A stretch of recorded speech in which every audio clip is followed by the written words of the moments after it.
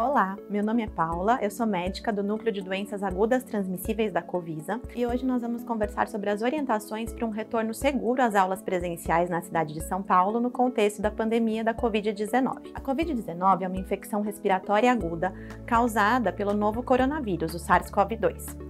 O SARS-CoV-2 foi identificado pela primeira vez em pacientes com pneumonia de causa desconhecida na cidade de Wuhan, na China, em dezembro de 2019. É um vírus que é transmitido através de gotículas respiratórias ou então através do contato com superfícies contaminadas ou objetos contaminados. A transmissão pelas gotículas respiratórias acontece quando ficamos próximos a uma pessoa infectada, no momento que ela tosse, fala ou espirra, ou então quando nós temos um contato físico com alguma pessoa infectada, como por exemplo um abraço ou um aperto de mão. E quais seriam os sintomas, os sinais mais característicos da Covid-19?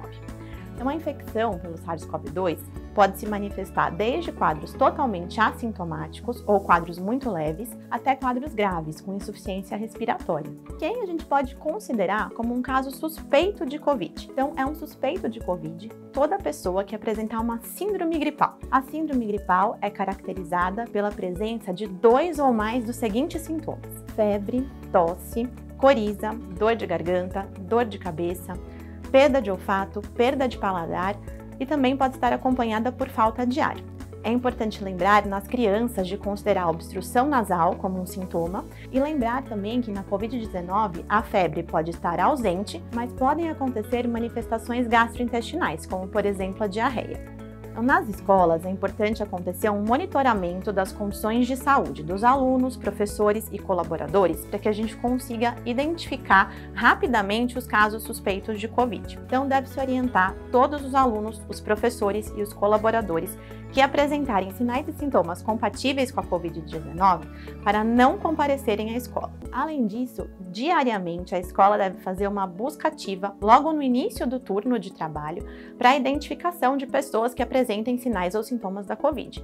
E essas pessoas devem ser orientadas a não permanecer no ambiente escolar. Também é importante que todo dia a equipe da escola entre em contato por telefone com a família dos alunos faltosos ou então com os professores e colaboradores faltosos para investigar o motivo da falta e identificar aí possíveis casos de Covid. Além disso, se durante as atividades da escola for identificado algum caso suspeito, esse aluno deve ser colocado numa sala privativa, isolado dos demais, usando máscara e sob supervisão.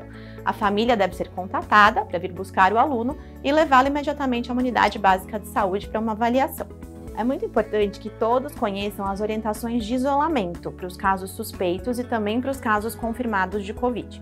Então, todo caso suspeito de Covid-19 deve ser imediatamente afastado de todas as suas atividades e deve ser orientado a comparecer à unidade de saúde para uma avaliação. Os doentes devem ficar afastados por no mínimo 10 dias, contados a partir da data do início dos sintomas. Além disso, todos os contatos próximos dos casos confirmados devem fazer uma quarentena de 14 dias.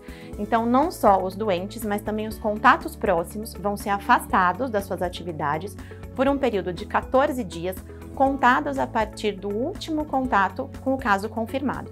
Essa quarentena é uma medida muito importante e estratégica para que a gente consiga diminuir a transmissão do vírus. Então, como a gente vai proceder num ambiente escolar para identificar quem são os contatos próximos, desses casos confirmados? Então, como nós podemos identificar quem são os contatos próximos de um caso confirmado num ambiente escolar? Então, todos os alunos, professores e colaboradores da mesma sala de aula de um caso confirmado são considerados contatos próximos e devem então ser orientados a fazer o período de quarentena de 14 dias. Durante esse período, se algum desses contatos apresentar algum sinal ou sintoma compatível com a Covid-19, ele deve ser orientado a procurar uma unidade básica de saúde para avaliação. Também é muito importante que uma unidade escolar consiga identificar a ocorrência de um surto de síndrome gripal. Então, o que a gente pode considerar como um surto de síndrome gripal? É a ocorrência de 2 ou mais casos suspeitos ou confirmados num período de 14 dias e que estejam relacionados entre si. O que seriam esses casos relacionados entre si? São todos os alunos, professores ou colaboradores da mesma sala de aula, ou então aqueles que tiveram um contato muito próximo um com o outro. Então, um contato a menos de 1 metro de distância, por mais de 15 minutos e sem o uso de máscara. Sempre que a escola identificar casos suspeitos ou surto de síndrome gripal, ela deve entrar em contato imediatamente com a unidade básica de saúde da sua área de abrangência, para então solicitar orientações e o caso ser investigado. E para finalizar, quais seriam os principais cuidados que a gente deve ter no ambiente escolar para um retorno seguro nas aulas presenciais? Então, deve-se manter sempre o distanciamento de 1,5 m entre as pessoas, incluindo nas salas de aula, sala dos professores e nas filas.